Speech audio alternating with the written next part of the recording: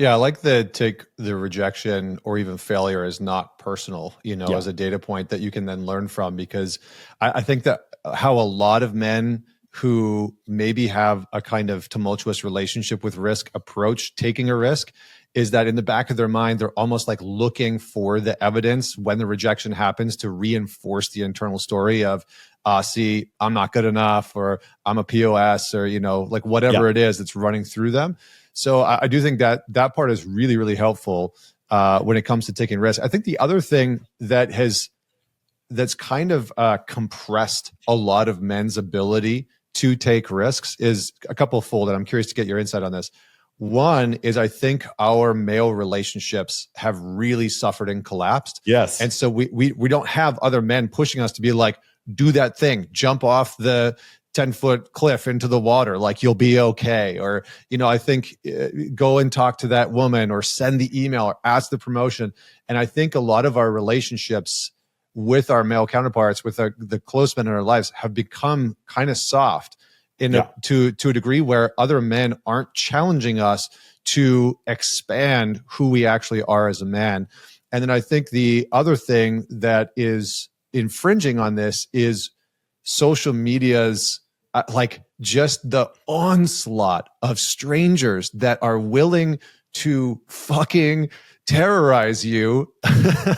Like the amount of shit that I have had to face on YouTube and Instagram and the emails that I get sometimes, because here's the thing, I've tried for the last 10 years to be very middle of the road. Yes. And that's the hardest part. Yeah. I don't talk about politics. I don't talk about religion. I don't get into any of that shit. And it's so interesting that, in the last couple of years, I've noticed this rise in people who send me really hateful, mean messages around like, how could you follow this person? It's like, what the fuck does it matter that I follow them? Like I really try and immerse myself with diverse opinions, but it seems like we have entered in this time where if I disagree with you, I will sever the relationship with you. And I think that is so dangerous. And I see a lot of men who are paralyzed and they're afraid that if they take a risk and they make the wrong move, that they're just going to get annihilated for it, whether it's online, through Twitter, Instagram, or whatever it is, or they're going to get attacked, online or at work or whatever. And so comment on those two pieces, the male relationships and then the onslaught that you inevitably probably have to face. You and I have taken on the risk of not being put into an echo chamber. That's what you're experiencing, right? I would say Chris Williamson's in the same category. I would say Adam Sosnick's meaning political moderates who sit there and talk about dating and relationships and these dynamics. Because we don't fall so far to the red pill tradcon side of things, we get criticism from them. And we don't fall all the way to the Justin Baldoni, Chris GQ Perry, Will Hitchens, like female pandering side of things. So we get criticism from that side as well. Because I go where the data takes me.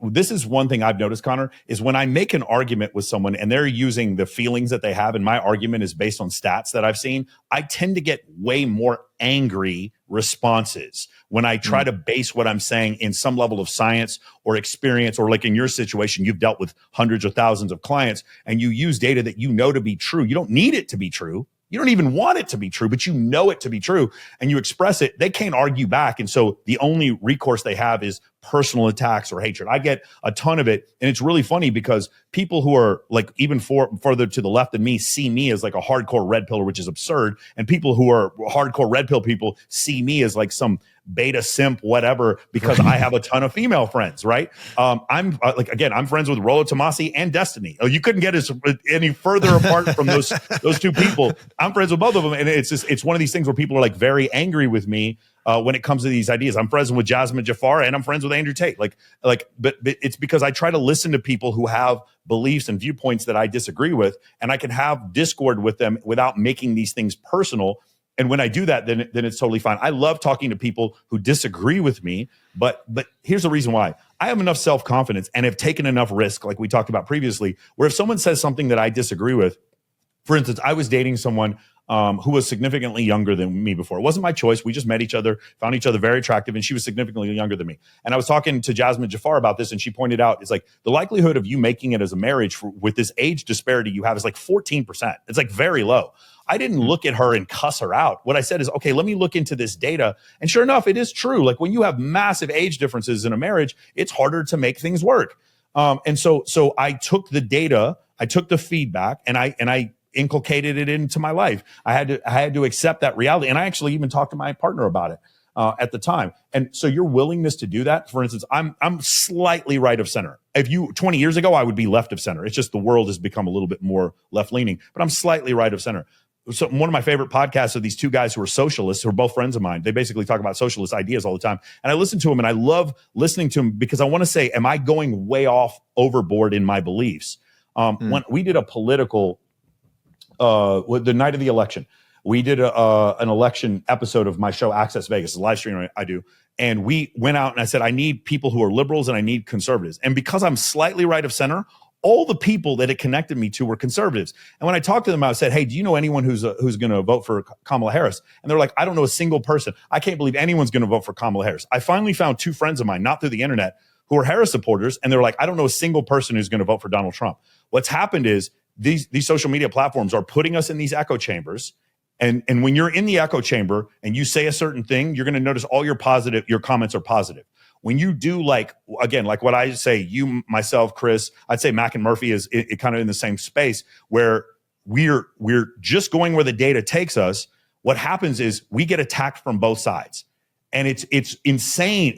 Another one, I would say, I think Joe Rogan's pretty moderate. And it's really funny. If you guys have ever seen the video of Joe Rogan explaining climate science to Candace Owens, you understand that he's not anywhere near as far to the right as you think he is. But people on the left think he's a far right extremist, and people on the far right think that he's a liberal. Like, it's really crazy when you see this, when you just try to have a tempered view of the world. I don't need anything to be right or wrong. I just go where the data takes us, where the data takes me. And I'm not offended by the truth ever, no matter how bad the truth makes me look or the truth makes our species look. I'm never offended by the truth, and I'm open to it. So what's happened, what I'm hypothesizing what's happened with you, and to a greater extent, like say Chris Williamson, is because you guys are going where the data takes you and you have a certain type of audience. I think Chris said his 85% of his audience is male or something like that. When you go to a place where the data takes you and they don't like the responses, they don't like the outcome. Like, for instance, men on the red pill side, they love this stat. Women who have more sexual partners before they're married have a higher likelihood of marital dissatisfaction, right? They love that stat. But then when you take the same stat and you're like, well, men who have more sexual partners before they're married also have a higher level of marital dissatisfaction. They don't like that stat so much, right? And I'm like, you have to take both stats. You can't just say one thing without the other. And when you do so, it was funny. I just said something that was empirically true. It's just true. And because I said it, now all of a sudden I'm getting attacked from both sides. I would say Professor Scott Galloway is in this arena. I would say Richard Reeves is in this arena. They're just going where the data takes them. Galloway and Reeves are left of center. I would say I'm a right of center. Dr. Buss, I have no idea what his political beliefs are. But when you go where the data takes you, then you find common ground with these people. I agree with Professor Galloway with more than I disagree, even though we're on the different sides of the political aisle. And so when you see that, then all of a sudden you get attacked from both sides. I would love to see a lot of political moderates come together and like share some of these ideas. And what you would see is some of the most hateful comments of all time. You would see, because it's very difficult to deal with someone who has a based viewpoint that's, especially in your situation, that's based in some level of science, psychology. And you try to have an argument with them. They get very, very angry when you try to do those things. But the ones about body count before marriage, I mean, they're pretty conclusive. But here's another one that makes women mad whenever I say it, but it's still true. 70 to 80% of divorces are initiated by women. We see this from the data. And also my good friend, James Sexton, he's a divorce attorney. He's talked about it as well.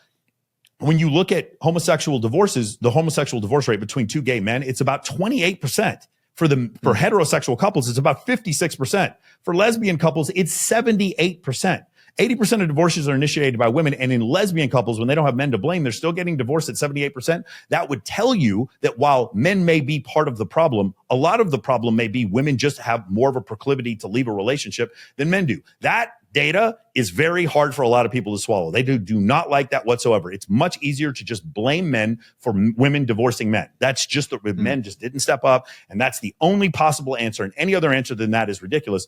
Other than when you go back to the original thing I talked about, parental investment hypothesis, women are just pickier than men. It's good. They're the ones who gestate children. They're the ones who are generally the primary caregivers. It's good that they're picky, but their pickiness caused them to want to leave relationships sooner than men do. In general, about 4-1, women want to more than men, or 3-1, somewhere in that area. Well, when I bring that stats up, women are like, no, it's because men are lazy. They're not alpha anymore. And I'm like, that could be true. But again, in lesbian relationships, if you have a 78% divorce rate, that would indicate that maybe it's not men who are the entire problem here. And people really don't like that discussion. They hate that discussion.